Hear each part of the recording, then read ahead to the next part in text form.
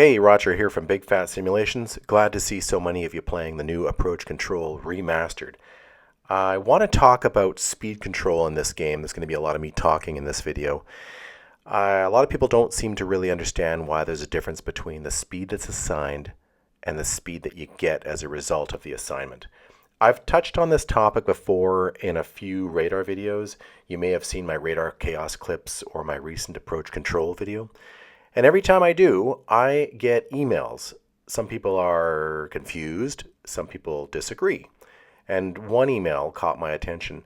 A mother wrote to say that her 11-year-old son thought the speed system in the game was broken. They followed the tutorial, they watched the video, they did the in-game training, and she tried to explain it to him as best that she could understand it. I even got another email that said, "You're wrong, sir. My father is a pilot, and he says that's wrong. He says pilots use GPS these days." So let's clear this up. I'm not wrong. In addition to being a game developer and an air traffic controller, I was also a full-rated flight instructor in my previous life. So here's the big idea. The way an airplane knows how fast it's moving through the air is with what's basically a tire pressure gauge sticking out into the wind. It's called a pitot tube, but don't worry about that. It doesn't measure speed directly like a car does.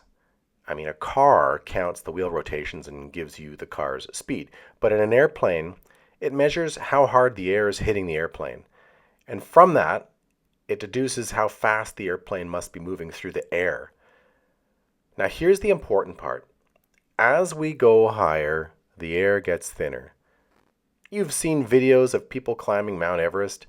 They need oxygen because there just isn't much air up there. And I'm sure you've all heard of outer space. Not much air. Same idea for airplanes. Up high, even if the airplane is moving fast, there simply isn't much air to push into that pressure gauge. So the airspeed indicator shows a lower number. And this is where people ask, well, what about GPS? GPS can absolutely tell you how fast you're moving across the Earth, but airplanes don't fly across the Earth. They fly through an ocean of air. Sometimes the ocean is moving, sometimes it's not.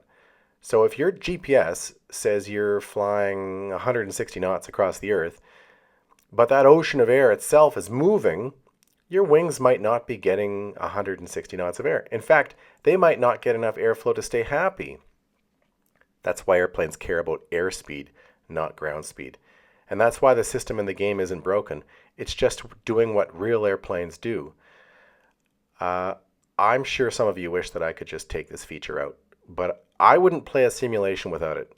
I know too much. Part of the challenge of being an air traffic controller is understanding this stuff. Every time I give a vector, I look at the wind meter because it matters to me. I've gotten a few complaints about the game being a little too tough, and I do agree, and even as I play it, I'm finding it difficult to satisfactorily achieve the challenges. However, as in real life, you can't give an unrealistically low speed. You can't assign a jet anything below 160. If you have a small aircraft such as a Seneca or a Skylane, you're not going to get anything over 130 knots out of them, especially on the approach. Once the aircraft gets switched over to tower, which doesn't really happen in this game, but in real life, aircraft are going to go over to the tower at about 8 miles final. At that point, there's nothing you can do. You've given the aircraft to the tower, and the pilot is going to do what they do. They're going to probably slow down to a touchdown speed at some point. So really, the only solution is to provide extra spacing in the beginning. As for missed approaches, I know people have written and said, where's the missed approach button? I want to be able to cancel somebody's approach. I didn't document this very well, but the feature is there. If you want to pull somebody off the approach, you simply drag the heading several degrees to the right or left so that the green APP symbol disappears, and the aircraft will turn off the localizer and climb up to 3,000 feet. I've had people complain about multiple aircraft spawning from the same point and they have a loss of separation off the radar screen. I've programmed it so two aircraft will never spawn in succession from the same point.